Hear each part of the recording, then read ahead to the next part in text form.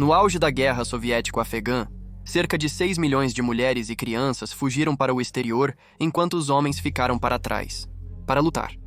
As crianças refugiadas seriam posteriormente doutrinadas por clérigos paquistaneses e transformadas no Talibã.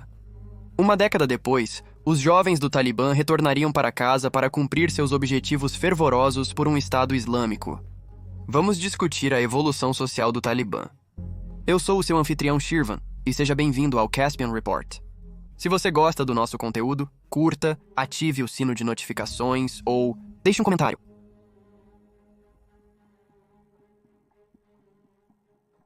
Os soviéticos trouxeram superioridade militar esmagadora para o campo.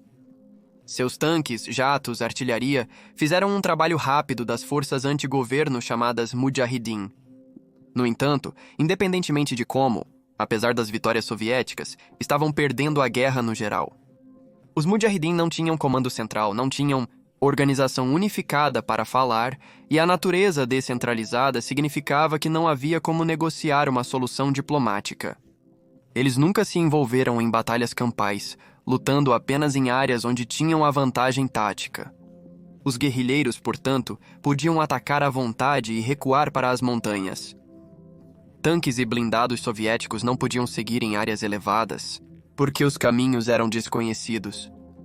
Até os jatos soviéticos estavam ineficazes porque os Mujahideen usavam os padrões de voo dos pássaros, como um sistema de alerta antecipado.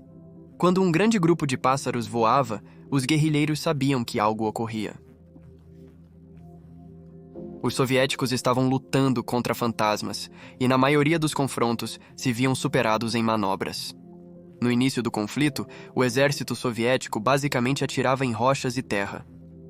Neste tipo de combate, quase toda a armamentação soviética era inútil, exceto o helicóptero de ataque Mi-24.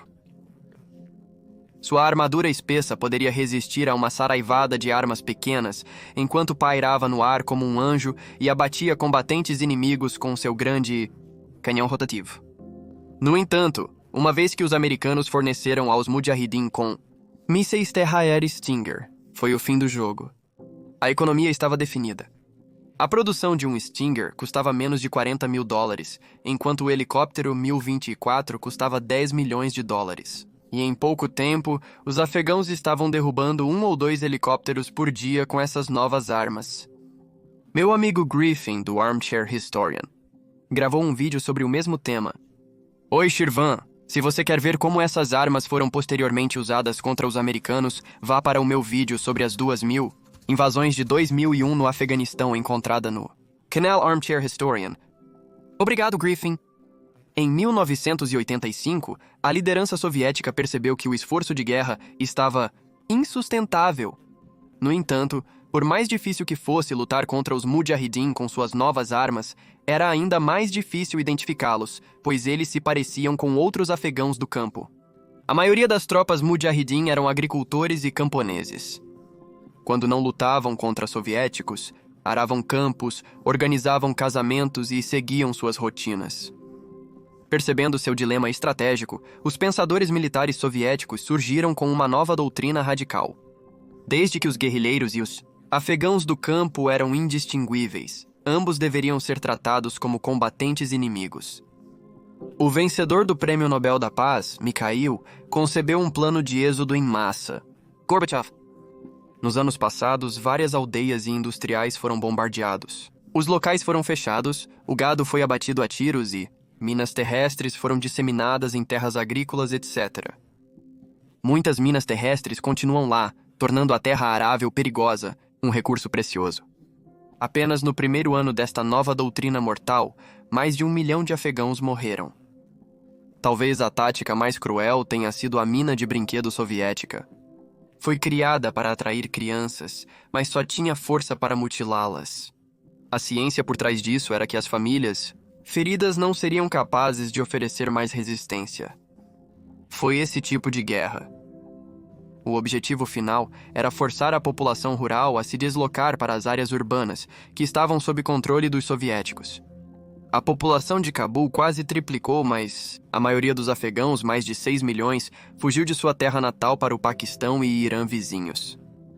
as crianças compunham uma parte desproporcionalmente grande dos refugiados. Lembre-se dessas crianças porque um dia elas retornarão. Os refugiados, no entanto, não eram famílias inteiras. Mulheres, crianças e idosos deixaram suas casas enquanto os homens ficaram para trás para defendê-las.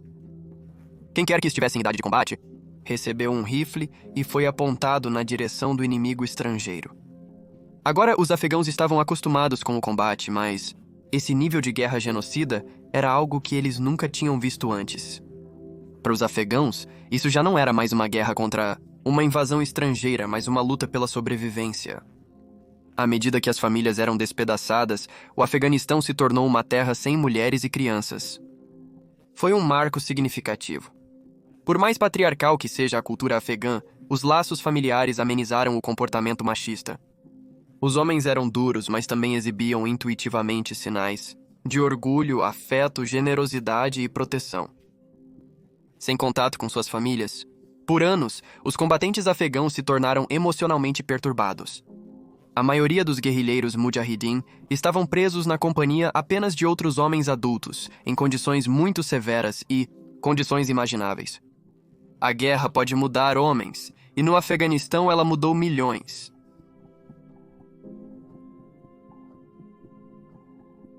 No Paquistão, na cidade de Peshawar, pashtuns étnicos organizaram arrecadações de fundos, coletaram armas e recrutaram voluntários para lutar ao lado de seus parentes no Afeganistão. Em breve, mais de 80 facções emergiram, todas alegando lutar por uma causa sagrada. A Inter-Services Intelligence assumiu o controle da situação. Antes disso, a Inter-Services Intelligence tinha sido um pequeno jogador relativo na política paquistanesa, mas com os enormes recursos vindos dos Estados Unidos e da Arábia Saudita para financiar o esforço de guerra afegão. A Inter-Services Intelligence rapidamente subiu para o topo da cadeia alimentar política do Paquistão. A Inter-Services Intelligence distribuiu dinheiro, armas e combatentes voluntários para seus grupos favoritos baseados no Paquistão, que então enviaram estes através da fronteira para o Afeganistão. Cada um dos grupos paquistaneses reivindicou o manto da liderança, e cada um tentou provar sua devoção à causa afegã adotando narrativas islâmicas mais radicais. Conforme a guerra no Afeganistão se arrastava, os grupos paquistaneses adotavam atitudes cada vez mais zelosas, uma mais extrema que a outra, até que o novo normal para os mujahidin afegãos era o extremismo. Em 1988, a máquina de guerra soviética não aguentou mais e recuou. Abandonaram seus comunistas afegãos, aliados aos lobos. O governo em Cabul tentou desesperadamente alcançar um acordo de paz, mas foi em vão. Muito sangue havia sido derramado, e sem o apoio soviético, o governo de Cabul não tinha margem para negociações. Havia equipamento militar soviético suficiente para resistir à luta, mas em 1992, tudo desmoronou. As forças mujahidin cercaram Cabul e derrubaram a liderança comunista. No entanto, uma vez em Cabul, os grupos mujahidin entraram em conflito uns com os outros. Começaram a ocupar várias partes da cidade, disparando milhares de foguetes entre si. O massacre despedaçou Cabul. Metade da cidade foi reduzida a escombros. Um destino semelhante se abateu sobre as outras cidades, onde as forças mujahidin concorrentes voltaram seus rifles contra uns aos outros e lutaram para solidificar suas posições. Essencialmente, o que os soviéticos fizeram com o campo, os afegãos fizeram com suas cidades. E em breve, o caos engolfou o Afeganistão como muitos domínios soberanos surgiram em todo o país, todos os quais ergueram postos de controle no que restava das estradas. Lembra das crianças mencionadas antes que fugiram de casa pela estratégia soviética de despovoamento? Os anos não foram amáveis com eles. Crescer em campos de refugiados não é infância. A maioria dessas crianças não tinha figuras paternas. Só conheciam a pobreza. Uma geração inteira de crianças afegãs cresceu nesses campos. Havia apenas uma maneira de escapar: madraças paquistanesas. Essas eram escolas religiosas que forneciam educação gratuita. Isso dava às crianças algum senso de normalidade, rotina e algo que elas poderiam esperar. As escolas eram administradas por clérigos que respondiam aos partidos islamistas paquistaneses e tinham forte ligação ao financiamento do Inter-Services Intelligence, que vinha principalmente da rica família da Arábia Saudita. Mais de 2.000 dessas madraças operavam no Paquistão, na fronteira com o Afeganistão, e estima-se que 220 mil crianças estavam matriculadas nessas escolas.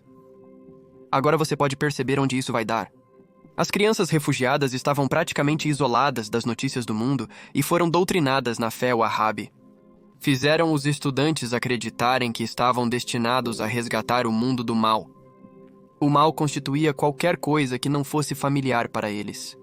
Muitas dessas madraças também ensinavam habilidades de combate além da religião para que seus alunos pudessem ir e cumprir a narrativa apocalíptica. Esses alunos se tornaram o Talibã. A palavra Talibã é a palavra plural para estudante em árabe. Na cidade afegã de Kandahar, um clérigo do Talibã chamado Mullah Omar liderou um grupo de jovens para tomar alguns distritos de outros grupos mujahidin. Para os locais, isso foi uma mudança bem-vinda. Muitos dos menores grupos mujahidin haviam recorrido à extorsão, assédio e perseguição. Com os jovens do Talibã, no entanto, estupradores foram enforcados, ladrões perderam membros e outros criminosos foram tratados de acordo. Na época, para muitos afegãos, o Talibã pode ter parecido como portadores de estabilidade quando comparados aos antigos mujahidin. Os eventos em Kandahar chamaram a atenção do aparato de segurança paquistanês e logo o Inter-Services Intelligence forneceu ao emergente armas, financiamento e treinamento extra. O Talibã, até 1994, eliminou os postos de controle dos mujahidin na fronteira afegã-paquistanesa, permitindo que os bens chegassem aos mercados afegãos. Com a ausência de pedágios, os preços foram reduzidos. Em seguida, o Talibã assumiu completamente Kandahar e ficou na posse de artilharia, tanques, helicópteros, equipamentos de rádio, sem mencionar centenas de caminhões cheios de armas, munições e dinheiro. Enquanto isso, do outro lado da fronteira, o Paquistão abriu os portões dos campos de refugiados afegãos, permitindo que os estudantes do Talibã entrassem no Afeganistão. Inicialmente, os afegãos receberam bem o Talibã porque os civis viviam sob o olhar temeroso dos bandidos mujahidin. Os afegãos estavam desesperados por um salvador e o Talibã preencheu esse papel. Após Kandahar, o Talibã expulsou os mujahidin de cidades como Ghazni, Wardak, Logar e outras. Em 1995, eles tomaram a cidade de Herat e estavam a caminho da capital Cabul. No final de setembro de 1996, os moradores de Cabul encontraram suas ruas sendo patrulhadas por jovens com turbantes pretos. O Talibã parecia tão estranho quanto os russos. Falavam um dialeto distinto, educados em uma terra distante, e descendiam das famílias de refugiados do meio dos anos 80. Assim que o Talibã se estabeleceu no poder, a realidade se impôs. A partir de então, as mulheres foram proibidas de participar da vida pública, os ladrões perderiam. Membros, música, filmes e até fotos foram proibidos. Teatros foram transformados em mesquitas, lojas de vídeo foram incendiadas e aparelhos de televisão foram destruídos. Jogos de azar foram proibidos, animais de estimação foram proibidos, a celebração de festividades não islâmicas foi criminalizada. E até costumes afegãos tradicionais, como soltar pipas, foram proibidos. Todo homem e mulher tinham que usar roupas de acordo com os mandatos da Sharia, barbas se tornaram obrigatórias para os homens e qualquer pessoa pega não, rezando nos horários designados seria punida. O Afeganistão se tornou um estado totalitário. Grande parte do mundo fechou os olhos para as atividades do Talibã, principalmente porque os eventos tinham precedência na Europa Oriental. Políticos americanos tinham escasso conhecimento sobre o Talibã, acreditando que eles evoluiriam eventualmente em um estado semelhante à Arábia Saudita. No que diz respeito à Casa Branca, era negócios como de costume. Esse sentimento mudou rápido em 1998, quando um grupo mujahidin franco-árabe afegão chamado Al-Qaeda declarou guerra contra os Estados Unidos. Legisladores dos Estados Unidos foram surpreendidos e solicitaram aos colegas paquistaneses que investigassem a situação. Nesse instante, contudo, os paquistaneses já tinham perdido a influência sobre o Talibã. Na verdade, descobriu-se que a promoção do chauvinismo pashtun pelo Talibã ameaçava a própria integridade territorial do Paquistão. Os arquitetos políticos do Inter-Services Intelligence falharam em antecipar essa evolução social. Além disso, muitos dos de menor ranking, dos agentes do Inter-Services Intelligence, trabalharam por anos com seus parceiros talibãs e desenvolveram afinidades. Na prática, esses agentes do Inter-Services Intelligence eram tão patriotas paquistaneses quanto eram membros do Talibã. A liderança paquistanesa reconheceu que haviam criado um monstro. A infecção do Talibã já havia afetado as fileiras inferiores do Inter-Services Intelligence, e o governo em Islamabad se absteve de tomar qualquer ação contra o Talibã por medo de que os agentes do Inter-Services Intelligence de menor escalão desobedecessem às ordens, possivelmente até cometendo um golpe. Essa reviravolta deu ao Talibã carta branca, e o Talibã, ou chauvinismo pashtun, invadiu a totalidade da fronteira afegã-paquistanesa. O Talibã agora podia fazer o que bem entendesse. Os líderes rivais dos Mujahideen eram assassinados, as estátuas de Buda do século VI de Bamiyan foram destruídas, e Mullah Omar do Talibã deu um aviso severo ao primeiro-ministro do Paquistão de que ele poderia ou impor a Sharia ou lidar com a instabilidade concernente ao Talibã. Todas as apostas foram canceladas, ficando ainda mais evidente após o ataque em 11 de setembro. O Afeganistão estaria novamente sob os holofotes. Eu fui seu anfitrião Shirvan do Caspian Report.